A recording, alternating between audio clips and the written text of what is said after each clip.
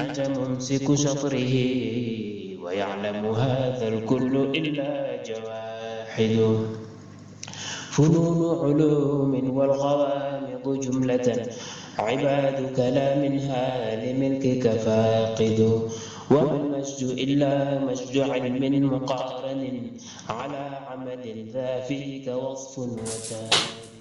أي c'est-à-dire là où il n'y a pas d'intermédiaire entre lui et la haqiqat al-muhammadiyya et la réalité muhammadienne fi mashrabihi dans son abreuvage.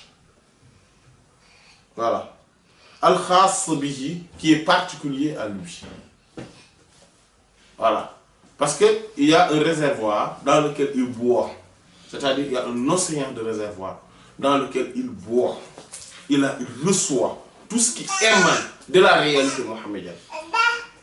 Directement, sans intermédiaire.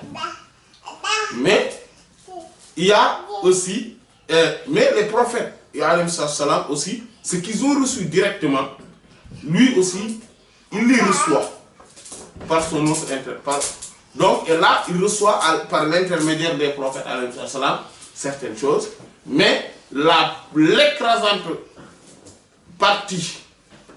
l'écrasante majorité de ce qu'il reçoit, il le reçoit directement du prophète Mohammed sallallahu alayhi wa sallam. Car, Cheikh Ahmed Tidiane radiyallahu ta'ala est non seulement le fils spirituel du prophète Mohammed sallallahu alayhi wa sallam, on ne parle pas du fils, c'est-à-dire biologique. On ne parle pas de l'aspect biologique où, effectivement, il lui dit que ton affiliation jusqu'à Sayyidina Hassan, radiyallahu anhu, et le fils de Sayyidina Ali, est authentique. On ne parle pas de cela. Mais Cheikh Tidiane radiyallahu anhu est le fils spirituel du prophète Mohammed sallallahu alayhi wa sallam. C'est pour ça qu'il lui dit 3 fois: tu es mon fils, tu es mon fils, tu es mon fils.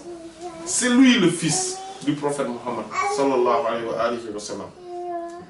Et le fils est le secret du père. Ça, c'est une réalité. C'est pour ça qu'on voit les fils ressemblent souvent au père. Ne serait-ce que dans l'aspect physique. Et le fils, dans la spiritualité, est encore plus fort. Et Cheikh Ahmed Tidiane radiyallahu ta'ala est le fils du prophète Mohammed sallallahu alayhi wa sallam. C'est-à-dire la réalité ahmédienne, c'est-à-dire la réalité du prophète Mohammed sallallahu alayhi wa sallam, du prophète de Cheikh Ahmed Tidiane radiyallahu ta'ala, est le fils qui émane et qui est le secret aussi de la réalité du prophète Mohammed sallallahu alayhi wa sallam, c'est-à-dire de la réalité mohammedienne. Car l'homme, c'est-à-dire l'homme dans sa réalité, l'homme a un extérieur et un intérieur. Et son extérieur, le fils, en fait, c'est son intérieur, c'est-à-dire son secret. C'est pour ça que quand on parle de fils spirituel, on parle de quelque chose d'extrêmement grand. On ne parle pas de choses... on ne parle pas de petites choses en fait. Voilà, on ne parle pas de choses anodines. Non, rien n'est anodin dans tout cela. Voilà. Le fils spirituel, c'est quelque chose de très grand. Le fils spirituel, c'est quelque chose de très grand. Voilà. Très grand. Parce que c'est le secret même.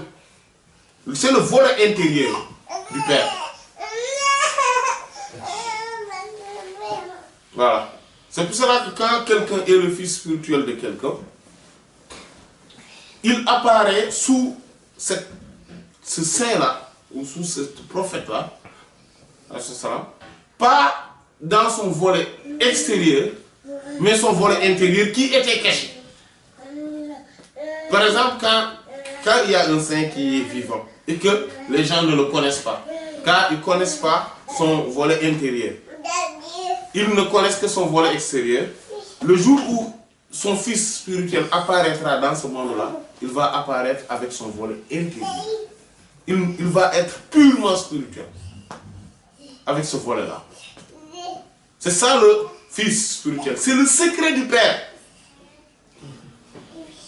C'est le secret du Père. Voilà. Même si, avec ce secret-là, il est en quelque sorte occulté aussi. Et ça, c'est la réalité de Cheikh Ahmed Tidiane radiyallahu anhu. C'est le fils du prophète Mohammed sallallahu alayhi wa sallam. Et voilà aussi un des secrets, une des raisons pour lesquelles il s'appelle Ahmad. C'est-à-dire la réalité occultée du prophète Mohammed sallallahu alayhi wa sallam.